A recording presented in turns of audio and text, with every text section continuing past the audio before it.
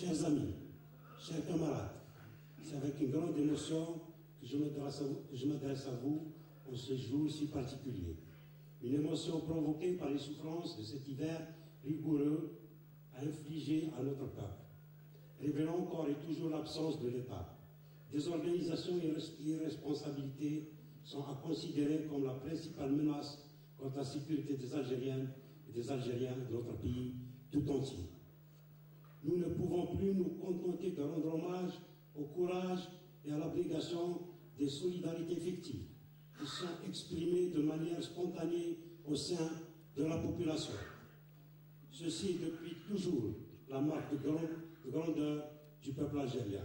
Un ami de ce peuple, Paulo Lambo, l'ancien représentant des Nations Unies à Alger, a eu l'occasion d'en témoigner lors du tremblement de terre de 2003, où il a rendu hommage aux Algériennes et aux Algériens, à leur valeur de solidarité et de fraternité. Il me revient à l'esprit que ce fin observateur extérieur de l'Algérie avait déjà à cette occasion noté que ce qui manque à notre pays n'était pas une batterie de lois, mais un dispositif et une volonté politique qui rendrait possible leur application. Il avait souligné une tare de son système de pouvoir et répondu à un propos raciste de Berlusconi sur l'infériorité de l'islam sur la civilisation occidentale. Les autorités algériennes ont alors demandé et obtenu son départ d'Alger. Elles se sentaient certainement plus proches de Berlusconi que de leur propre peuple. Les autorités algériennes ont alors demandé et obtenu son départ d'Alger. Elles se sentaient certainement plus proches de Berlusconi que de leur propre peuple. Tout comme aujourd'hui, elles se sentent plus proches des propos et des manœuvres policières racistes, des guéants, que des mobilisations et des revendications légitimes des Algériennes et des Algériens. D'ailleurs, c'est le ministre français de l'Intérieur. Chers amis, chers camarades, mon émotion aussi liée à ce moment particulier de la vie de notre parti, un moment à la fois modeste et extraordinaire. Modeste, d'abord au regard de nos ambitions et de nos potentialités.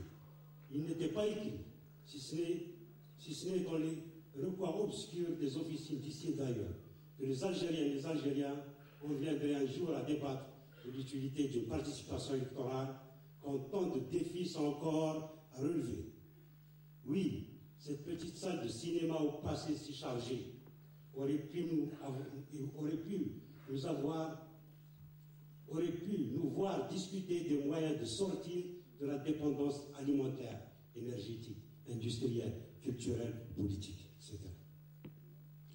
Nous aurions même, plus modestement, pu être occupés par un débat sur le mode de scrutin ou les prérogatives institutionnelles de telle ou telle assemblée, et cela n'aurait pas été déprimant, compte tenu de l'évolution permanente des conditions d'exercice politique et démocratique à travers le monde et l'histoire. Mais nous voici, contraints par l'état de délabrement du pays, à discuter de l'opportunité de participer ou non à une consultation électorale.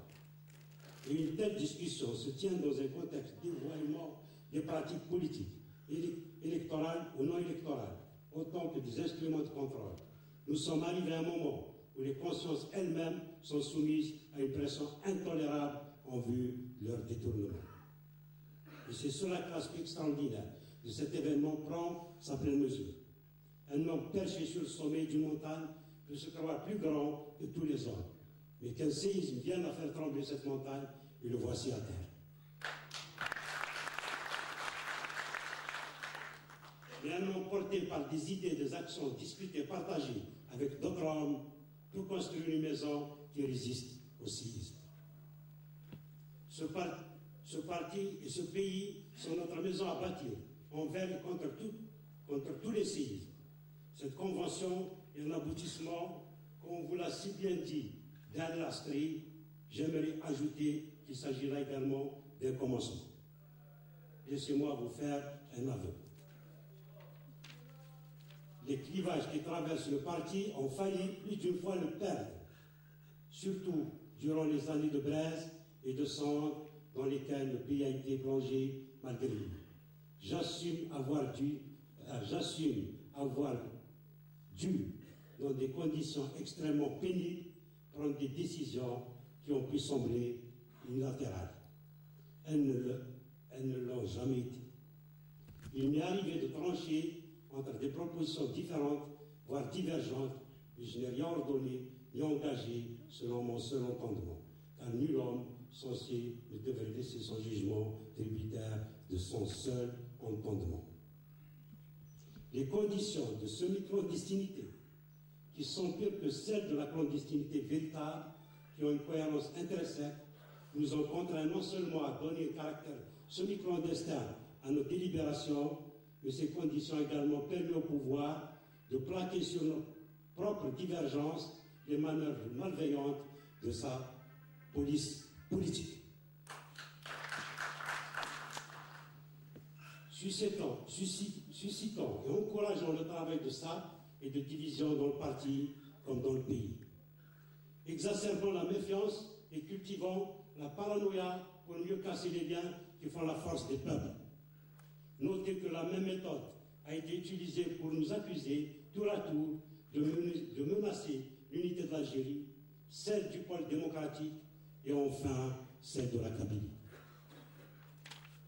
Chers amis, chers camarades, à l'unité de la Kabylie, nous tenons autant qu'à l'unité de chaque région d'Algérie et de l'Algérie elle-même. Un coup d'œil sur notre histoire et un regard sur le monde nous montrera aisément combien l'unité de chacune des parties tributaires de l'unité du tout qui les constitue autant qu'elle le constitue. Quand au pôle démocratique, il sera peut-être à l'ordre du jour, et peut-être pas, quand la politique reprendra ses droits sur le bricolage inconscient, les mensonges, les manipulations et les enfermements de tout ordre. Car ce sont précisément ces mensonges, ces manipulations, ces enfermements qui menacent la notion d'unité elle-même, à force d'avoir instrumentalisé contre la diversité et le pluralisme réellement existant au profit d'autres fabriqués de toutes pièces. Chers amis, chers camarades, il est bien peu probable que les prochaines élections soient des élections ouvertes. En fait, et sans précaution inutile, les prochaines élections n'ont aucune chance d'être des élections ouvertes.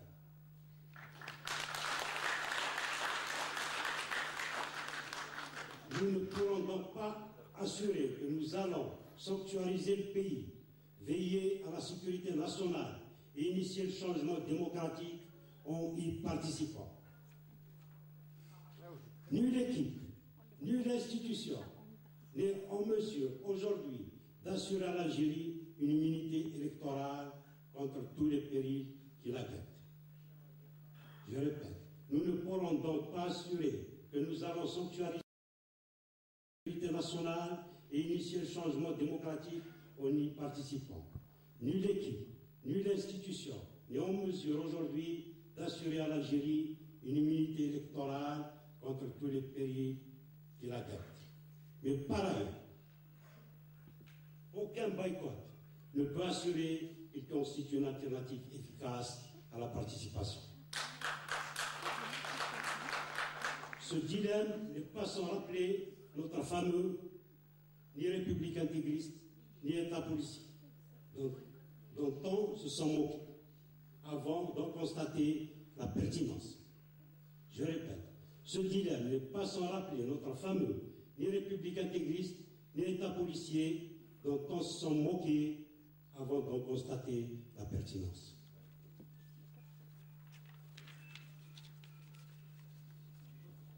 Chers amis, chers camarades, je ne vous en dirai pas plus aujourd'hui, sinon que j'attends des débats que vous avez eus lors de ces derniers mois, qu'ils éclairent notre démarche autant que notre décision finale. Le troisième élément de l'émotion qui mettrait en ce moment est, d'une certaine manière, le lien entre notre expérience du passé proche et moins proche, et les enseignements que nous en tirons pour nous projeter dans l'avenir, dans l'histoire et dans le monde. Vous l'avez compris, je veux parler de la profonde tristesse qui m'a saisi à l'annonce de la disparition de Sidi Abdelhamid Meher. Que dire qu'il soit à la mesure de l'homme? J'ai perdu des camarades, des amis, des frères sur mon chemin de vie. Beaucoup sont à mes yeux irremplaçables. Mais de Si Abdelhamid, je peux juste dire aujourd'hui que tout militant politique, démocrate et patriote sincère devrait avoir la chance de rencontrer un militant de sa stature, de sa droiture, de son intelligence et de s'en faire un ami dans la lutte. C'est pourquoi cette convention nationale a été dédiée à M. Abdelhamid Mahri, en hommage à sa haute conception de l'engagement politique. Je vous transmets mes plus chaleureuses salutations aussi.